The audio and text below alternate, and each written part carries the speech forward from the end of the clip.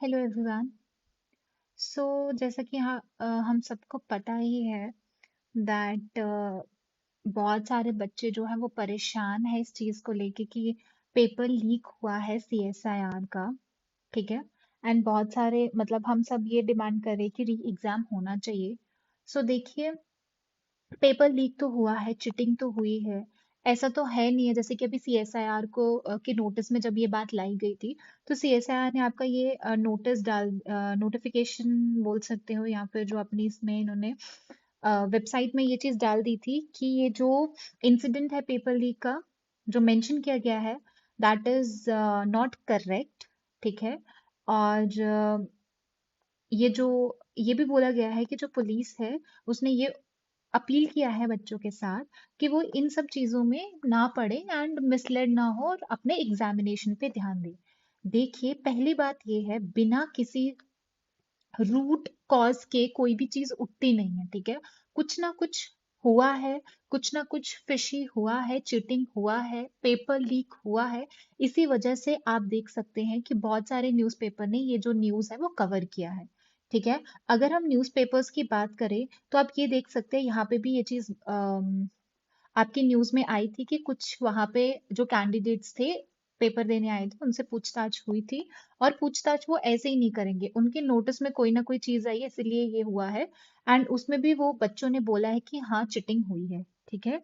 और अगर आप ये देख सकते हैं, ये इन ऑफिसर का आप देख सकते हो इंटरव्यू है, सर्च कर सकते हो आप। ठीक है।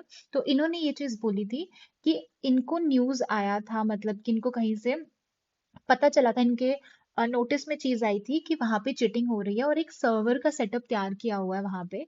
तो जब ये वहां पे गए तो इनको क्या हुआ था कि एग्जाम सेंटर में जब इन्होंने निरीक्षण किया तो मौके पर नकल करने का जो सेटअप था वो मिला। ठीक है। तो आप यहाँ पे देख सकते हो, तो ये सब इन्होंने ही बोला। ठीक है। तो आप ये देख सकते हो, गूगल पे जाके इनका इंटरव्यू भी आया है। एंड साथ में उन्होंने ये क्या किया था, अरेस्ट कर लिए थे दो तीन लोग जो भी थे, उनको अरेस्ट कर लिया था। इन्होंने ये भी बोला है कि जो ये नकल करने वाले जो तस्कर हैं वो हरियाणा और राजस्थान से बताए जा रहे हैं, और जो इनके मुख्य मास्टरमाइंड है वो अभी तक नहीं पकड़े गए हैं। ठीक है। सो अभी मेरे को ये बताइए कि ये सब चीज तो फ्रॉड नहीं हो सकता। अब इतना सब है, इवन पुलिस ऑफिसर है वहां के, वो तक बोल रहे हैं कि सीएसआईआर का जो एग्जामिनेशन है वहां पे चीटिंग हुआ है। फिर आप कैसे उसको नलीफाई कर सकते हो, या फिर आप उसको कैसे इग्नोर कर सकते हो कि नहीं, ये सब चीजें नहीं हुई हैं। ठीक है। तो आपको एक प्रॉपर इन्वेस्टिगेशन कराना बहुत जरूरी है, बिकॉज ये बहुत सारे बच्चों के फ्यूचर का सवाल है। हम इसको एज अ मतलब इसको हम कैजुअल नहीं ले सकते कि ठीक है। नेक्स्ट आप देख सकते हो, यहाँ पे भी आया है, एक न्यूज है, उसने कवर किया है कि इन दोनों को अरेस्ट किया हुआ है। ये भी फेक नहीं हो सकता है आपका।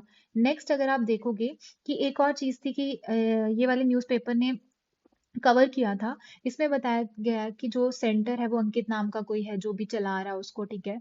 एंड ये सब चीजें देखो, पहली बात तो जब भी आप कोई एक सेंटर एलोकेट करते हो एग्जामिनेशन कंडक्ट कराने के लिए, तो आपको उसका बैकग्राउंड देखना बहुत जरूरी है, कहाँ पे है वो देखना जरूरी है, कौन उसको चला रहा है, उसका क्या बैकग्राउंड है।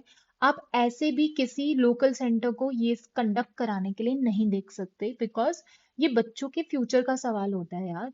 आप उनके फ्यूचर के साथ खेल रहे हो। एक तो आप 13 साल बाद तो इसकी वैकेंसी निकाल रहे हो, दूसरा आपने इतना जल्दी जल्दी में एग्जाम कंडक्ट करवाया, तीसरा अगर आपको आपके नोटिस में कोई बात आ रही है कि वहां पे चीटिंग हुआ है, तो आप कोई एक्शन भी नहीं ले रहे हो। ठीक है।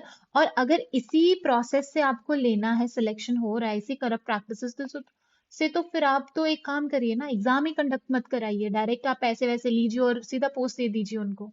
ठीक है। अब इससे क्या होता है, देखिए बहुत सारे बच्चे 3 3 4 4 साल से प्रिपरेशन कर रहे हैं और उनका मोरल डाउन हो जाता है यार। मैं खुद एस्पिरेंट हूँ, मैंने खुद बहुत सारे एग्जाम्स दिए हैं, I have cleared CDS, AFCAT, मैंने खुद सीएसआईआर दिया था।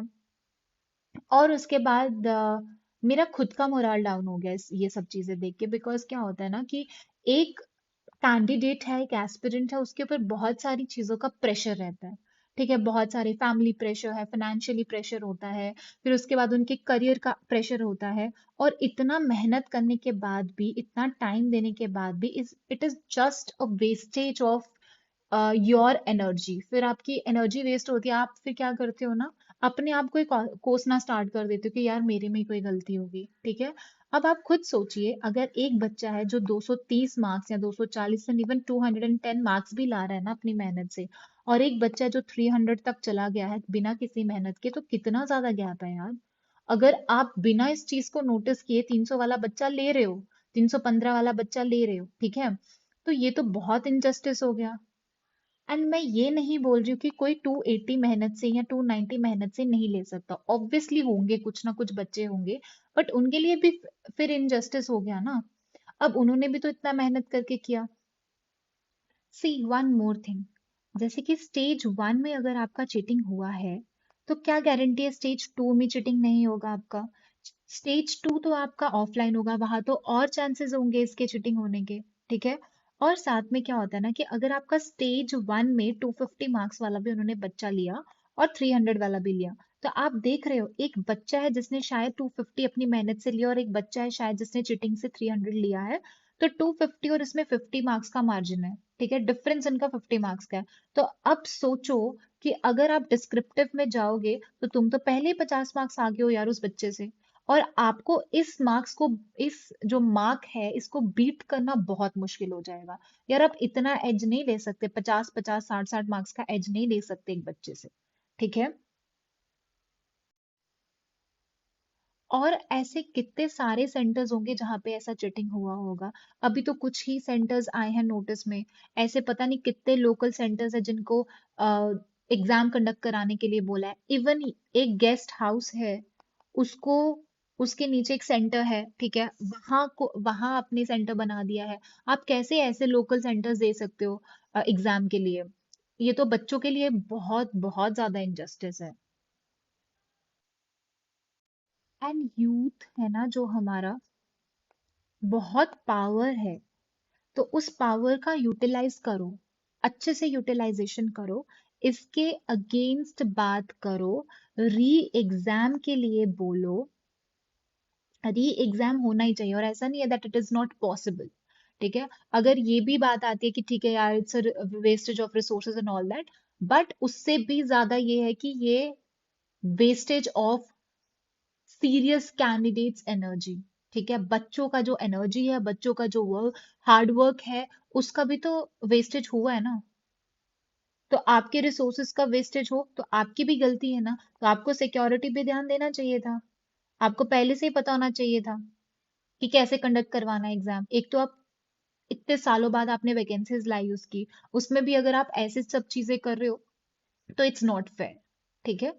सो अगर आज हम इसके लिए बात नहीं करते हैं ना, आज हमारे साथ हुआ है कल किसी और के साथ होगा, और ये चलता जाएगा। और इससे क्या हो जाएगा, जो वो बंदा है जिसने ये सब चीजें कराई हैं या फिर ये सब चीजों को मोटिवेट करते हैं, उनको और ज्यादा क्या हो जाएगा, कॉन्फिडेंस आ जाएगा उनमें कि ठीक है यार हम तो हर बार पेपर लीक कर ही दे रहे हैं, हम तो पैसे कमा ही रहे हैं यहाँ से, ठीक है, और हम फिर भी सेफ हैं, कोई एक्शन नहीं हुआ इन पे, ठीक है। तो ऐसा मत कर, ऐसा नहीं होना चाहिए। एंड रिपीटेडली जब हम ये सब न्यूज़ सुनते हैं ना, जैसे कि मैंने बोला कि ये आपका जो पेपर है ये लीक हो गया, फिर उसके बाद आरओ का पेपर था वो लीक हो गया, फिर उसके बाद बीपीएससी लीक हुआ है, फिर उसके बाद even in my state sub inspector का पेपर गॉट लीक्ड, ठीक है। तो इन सब से क्या हो जाता है कि बच्चों का जो ट्रस्ट है वो डाइल्यूट हो जाता है।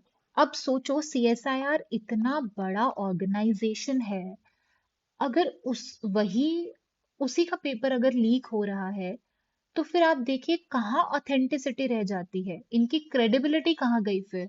अगर सेंट्रल एग्जामिनेशन जो है आपके वही अगर लीक होना स्टार्ट हो गए, फिर तो स्टेट पीसीएस तो उनकी बात ही नहीं करते फिर हम तो, ठीक है। तो इनका क्रेडिबिलिटी, इनका ऑथेंटिसिटी कम हो जाता है, बच्चों का ट्रस्ट इनसे उड़ जाता है। बच्चों बच्चों का मन नहीं करता कि यार वो फिर से इसके लिए तैयारी करे, फिर से मेहनत करे, और फिर भी उनको यकीन नहीं होता, हो सकता है कि कहीं ना कहीं क्या हो गया होगा, करप्ट प्रैक्टिसेस की वजह से लीक हो गया होगा और हमारी मेहनत फिर से बेकार हो गई होगी।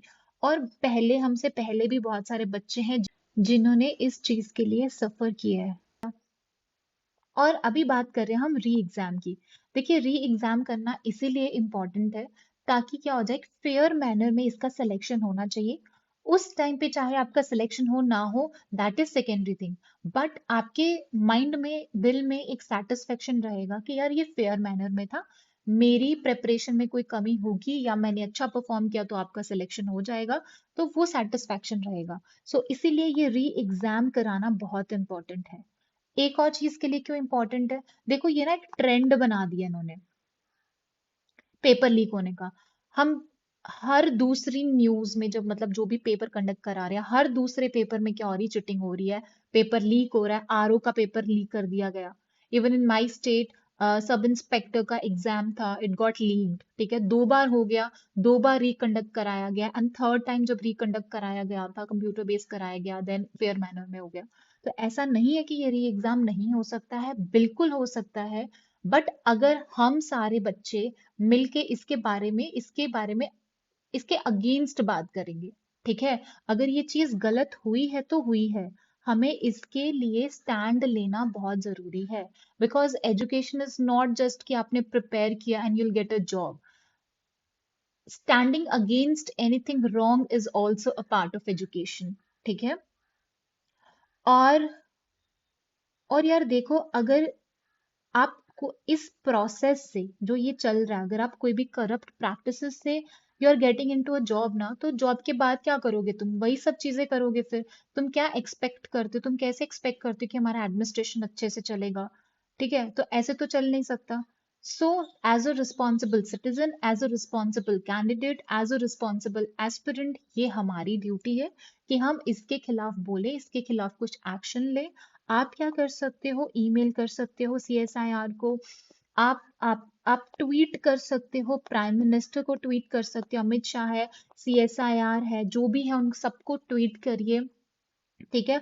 और हैशटैग आप अपना लगाइए, लाइक CSIR री एग्जाम करके करिए, ठीक है, और पेपर लीक करके करिए। सो कम से कम अगर 2 से 3 लाख बच्चा भी ऐसा करता है, इतनी भी इंक्वायरीज वहां पे जाती हैं, तो भी चांसेस है री एग्जाम होने के, बिकॉज इलेक्शंस भी आ रही हैं। और CSIR के आपके जो प्रेसिडेंट है वो खुद प्राइम मिनिस्टर है यार।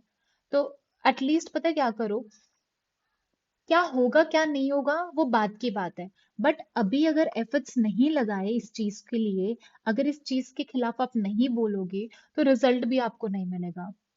एंड ये चीज जल्दी से जल्दी करनी पड़ेगी, क्योंकि आपको विद इन अ वीक आपका अगर इन्होंने रिजल्ट निकाल दिया, तो उसके बाद समथिंग सारी की सारी चीजें फ्यूटाइल हो जाएंगी, हर एक चीज जो भी कर लोगे आप, पेपर फिर से नहीं होगा। सो जो भी चीजें करनी है बिफोर एग्जाम करिए, ठीक है, ट्वीट करिए, ईमेल करिए, जो भी करना चाहते हो वो कर सकते हो आप, ठीक है। ज्यादा से ज्यादा ये चीज शेयर कीजिए, और इसको लाइटली मत लीजिए, कैजुअल मत लीजिए कि नहीं यार ठीक है, अब जो बच्चों को सेलेक्ट करेगा वो करेगा ही करेगा, ऐसा मत कीजिए। और जिसने 280 मार्क्स अपनी मेहनत से लाए हैं ना, वो री एग्जाम में भी ले आएगा। ओके। सो देखिए यार, क्या होता है ना कि हार्ड वर्क पेज ऑफ, तो टेंशन मत लीजिए। जो हो सकता है वो अभी करो, रेस्ट लीव ऑन गॉड, ठीक है।